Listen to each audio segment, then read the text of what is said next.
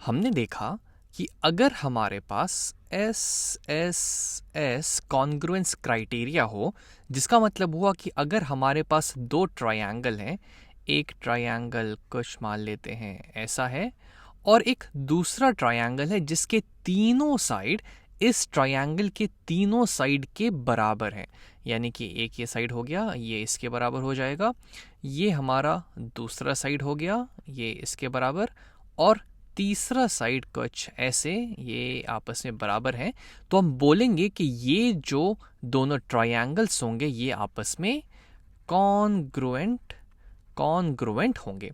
इस वीडियो में हम ये चेक करते हैं, हम ये देखते हैं कि क्या एस एस एस के अलावा और दूसरे कॉन्ग्रुएंट क्राइटेरियाज भी पॉसिबल हैं। क्या कुछ ऐसे क्राइटेरियाज भी हमें मिल सकते हैं जिसकी वजह से हमें एक ऐसा यूनिक ट्रायंगल मिल जाए जो कि दिए हुए ट्रायंगल को रिप्रेजेंट करे। जैसे कि मान लीजिए यहाँ शुरुआत करते हैं, मान लीजिए हम कुछ ले लेते हैं यहाँ पे ए ए ए। क्या ये एक कॉन्ग्रुएंट क्राइटेरिया होगा? तो सबसे पहले तो यहाँ पे एक ट्रायंगल बना लेते हैं। मान लीजिए कि ये एक ट्रायंगल हो गया कुछ ऐसा। अब हम चाहते हैं कि हम एक दूसरा यूनिक ट्रायंगल बनाएं जिसमें ये जो तीनों एंगल्स होंगे, यहाँ पे ये एक एंगल, ये दूसरा एंगल और ये तीसरा एंगल, इन तीनों एंगल्स का मेजर उस ट्रायंगल के तीनों एंगल्स के बराबर हो। तो चलिए बना के देखते हैं। तो बिल्कुल ऐसा बनाया जा सकता है। मान लीजिए हम सेम ट्रायंगल कुछ ऐसा बना दें, एक ये साइड ले और यहाँ पे इस सेम एंगल का यहाँ पे निर्माण कर दें, सेम एंगल यहाँ पे बना दें और इस साइड से ये दूसरी वाली साइड आ जाएगी और फिर यहाँ पे सेम इस एंगल से सेम इस एंगल को हम यहाँ पे ड्रॉ कर दें और फिर इसको हम इससे ज्वाइन कर देंगे। तो अगर एक ट्रायंगल के दो एंगल्स इक्वल है तो तीसरा एंगल को तो इक्वल होना ही पड़ेगा, क्योंकि तीनों का सम तो 180 डिग्री ही होता है। तो यानी कि ये जो एंगल होगा वो इसके बराबर होगा। तो हालांकि यहाँ पे देख के लग रहा है कि दोनों ट्रायंगल कॉन्ग्रुएंट होंगे, लेकिन मान लीजिए अगर हम कुछ ऐसा कर दें, इसको हम यहाँ से हटाते हैं, इसको हम ऐसा भी तो कर सकते हैं, ये यहाँ पे इसको हम बड़ा कर दें थोड़ा सा। चलिए ये इस साइज का हो गया। अब आप बताइए, एंगल तो इनके बीच का सेम ही रहा, हमने तो बस इसको जूम कर दिया और थोड़ा सा, तो इनके बीच एंगल तो सेम है, लेकिन अब तो ये कॉन्ग्रुएंट नहीं रहा। ये जो यहाँ पे ये वाली जो साइड है, ये ऑरेंजिश ये वाली साइड, इसकी लेंथ तो इससे बड़ी हो गई है, जिसकी वजह से इसका जो शेप है ये इससे बड़ा हो चुका है। तो अब कॉन्ग्रुएंट होने के लिए शेप और साइज दोनों इक्वल होने चाहिए, लेकिन इस केस में इसका जो साइज है वो इक्वल नहीं है। दोनों का शेप बिल्कुल बराबर है, तीनों एंगल सभी भी इक्वल है, लेकिन चूंकि साइज बराबर नहीं है तो हम ये नहीं बोल सकते हैं कि दोनों एग्जैक्टली इक्वल ट्रायंगल्स होंगे। तो फिर हम यहाँ से ये कंक्लूड कर सकते हैं कि जो ए होगा वो हमारा कॉन्ग्रुएंट क्राइटेरिया नहीं होगा, नॉट कॉन्ग्रुएंट क्राइटेरिया, ये कॉन्ग्रुएंट क्राइटेरिया नहीं होगा, क्योंकि इस केस में हमें यूनिक ट्रायंगल नहीं मिल पा रहा है। चलिए कुछ और ट्राई करते हैं। जैसे कि मान लीजिए हम यहाँ ले लेते हैं कुछ, इस बार चलिए ले लेते हैं एस ए एस। चलिए एस से ऐसे देखते हैं।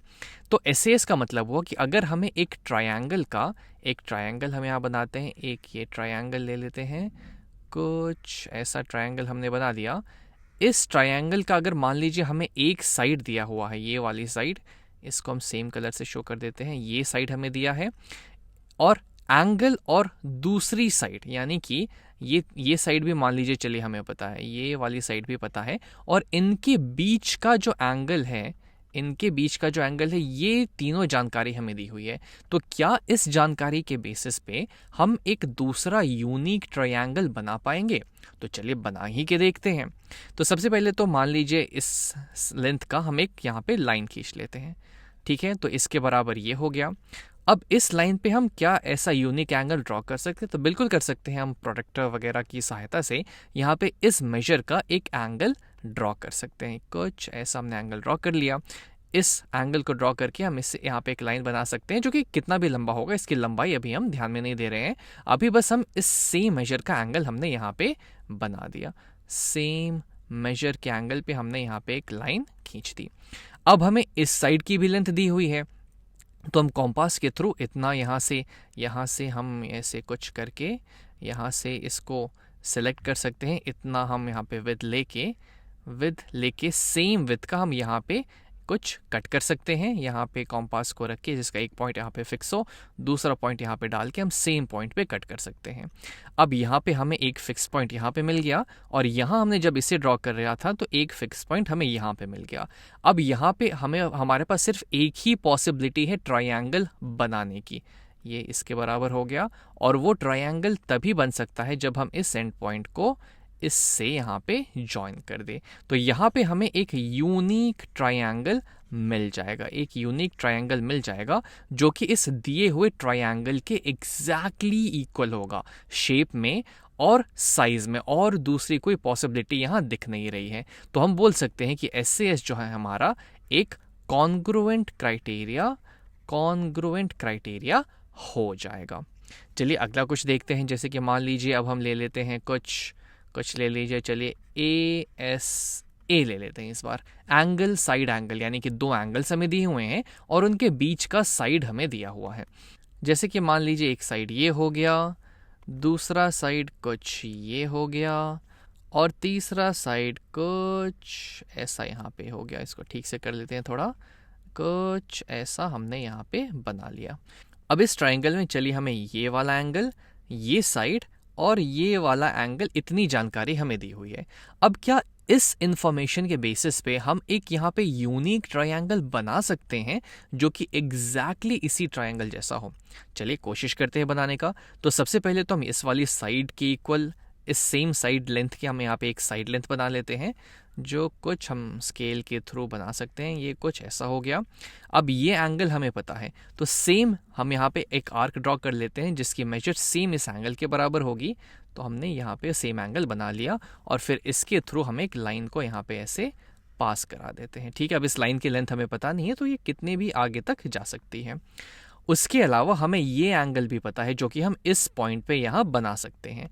तो इस सेम आर्क के मेजर का, इस सेम एंगल के मेजर का हमने यहाँ पे एक एंगल बना दिया और यहाँ से हम एक दूसरी लाइन यहाँ से खींच देंगे जिसकी लेंथ हमें पता नहीं है, कुछ आगे तक जाते जाएगी। लेकिन यूनिक बात ये है कि ये दोनों लाइन जो है सिर्फ एक ही पॉइंट यहाँ पे इंटरसेक्ट होगी और सिर्फ एक ही पॉसिबिलिटी है कि हमें सिर्फ एक ही तरीके का यहाँ पे ट्रायंगल मिलेगा जो कि एग्जैक्टली इसी के जैसा होगा। हमने यहाँ से इस साइड लेंथ से शुरू किया था, ये सेम एंगल बना दिया, ये एंगल बना दिया, और ये जब ये दोनों लाइंस इंटरसेक्ट हुई तो ठीक एक पॉइंट पे ही, एक यूनिक पॉइंट पे ही इंटरसेक्ट हुई। यानी कि हमें सिर्फ यहाँ पे एक ही पॉसिबिलिटी मिल रही है, एक ही ट्रायंगल मिल रहा है जो कि इसके जैसा होगा। जिस वजह से हम ये कह सकते हैं कि जो ASA है ये भी एक कॉन्ग्रुएंट क्राइटेरिया हो जाएगा। अब ASA की बात कर ही ली है तो चलिए यहाँ पे हम एक और पॉसिबिलिटी देख लेते हैं। मान लीजिए AAS, दो एंगल दिया हुआ है और एक साइड दिया हुआ है। तो पहले तो हम यहाँ पे एक ट्रायंगल बना लेते हैं। मान लीजिए ये एक ट्रायंगल ले लेते हैं और एक साइड हो गई, ये दूसरी साइड हो गई और ये हमारी तीसरी साइड हो गई। अब इस ट्रायंगल में मान लेते हैं कि हमें, इस ट्रायंगल में हमें ये एंगल पता है, ये एंगल पता है और ये वाली साइड दी हुई है। तो क्या इस जानकारी के बेसिस पे हम बता पाएंगे या फिर हम एक यूनिक ट्रायंगल बना पाएंगे जो कि एग्जैक्टली इसी के जैसा होगा? चलिए कोशिश करते हैं। तो सबसे पहले हम क्या करते हैं, सबसे पहले हम इस साइड को यहाँ पे बना लेते हैं। इस साइड को हम यहाँ पे बनाएंगे। तो सेम मेजर का हमने यहाँ पे एक साइड बना लिया, ठीक है, ये इसके बराबर हो गया। अब ये एंगल हमें पता है तो सेम मेजर का हम यहाँ पे एक एंगल बना लेते हैं। तो यहाँ से हम एक लाइन को पास करेंगे, एक लाइन यहाँ से पास होगी जिसकी लेंथ हमें पता नहीं है, लेकिन वो इस एंगल, ये जो एंगल इनके बीच में होगा वो इसके बराबर होगा, इतना हमें पता है। इसके अलावा क्या पॉसिबिलिटी है? अब यहाँ पे हमें ये वाला एंगल दिया हुआ है, यानी कि हम इस पे किसी डेफिनेट पॉइंट से शुरुआत नहीं कर सकते, लेकिन हम यहाँ से एक लाइन ऐसे खींच सकते हैं। मान लीजिए कि आप, अगर हम इस पॉइंट पे जाते हैं तो इस पॉइंट से हम सेम एंगल का एक यहाँ पे आर्क बना सकते हैं जो कि कहीं यहाँ पे ऐसे पास हो जाएगा। लेकिन इससे तो ये टच हुआ नहीं क्योंकि इसकी लेंथ तो फिक्स्ड ही है यहाँ तक, तो ये लाइन तो नहीं होगी। लेकिन चलिए इसको अगर हम थोड़ा ऊपर बढ़ाएं तो फिर यहाँ से हम कहीं इसे पास करा सकते हैं जो कि एग्जैक्टली इससे पास करके निकल जाएगी और ये एंगल जो है इसके बराबर होगा।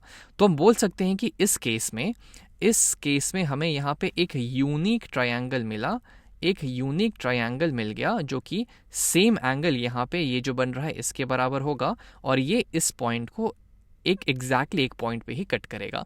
तो यहाँ पे एक पॉसिबिलिटी हमें दिख रही है जहाँ पे हमें एक यूनिक ट्रायंगल मिल जाएगा, जिस वजह से हम कह सकते हैं कि जो AAS है ये भी एक कॉन्ग्रुएंट क्राइटेरिया हो जाएगा। चलिए एक और यहाँ पे ट्राई करते हैं। जैसे कि मान लीजिए अब हमें कुछ दिया हो SSA दिया हो, क्या ये एक कॉन्ग्रुएंट क्राइटेरिया होगा? आइए चेक करते हैं। तो इसका मतलब हुआ कि हमारे पास एक ट्रायंगल है, एक ट्रायंगल हम यहाँ बना लेते हैं कुछ ऐसा। एक ट्रायंगल हमने ले लिया यहाँ पे। इस ट्रायंगल में हमें दो साइड की लेंथ यानी कि ये साइड और ये साइड मान लीजिए, और ये एंगल हमें पता है। तो क्या इस इंफॉर्मेशन के बेसिस पे हम यहाँ पे एक यूनिक ट्रायंगल, एक ही ट्रायंगल ऐसा बना सकते हैं जो कि एग्जैक्टली इसी के जैसा हो? चलिए कोशिश करते हैं। अब ये साइड तो हम यहाँ पे ड्रॉ कर सकते हैं, तो हमने सेम लेंथ की एक साइड यहाँ पे ड्रॉ कर दी। चलिए ठीक है। अब यहाँ पे इस साइड का लेंथ हमें दिया हुआ है लेकिन इनके बीच की एंगल हमें नहीं पता है। तो चलिए सेम साइड की लेंथ हम यहाँ पे फिर से ड्रॉ कर देते हैं, लेकिन इस बार चलिए मान लीजिए कुछ ऐसा हमने ड्रॉ कर दिया।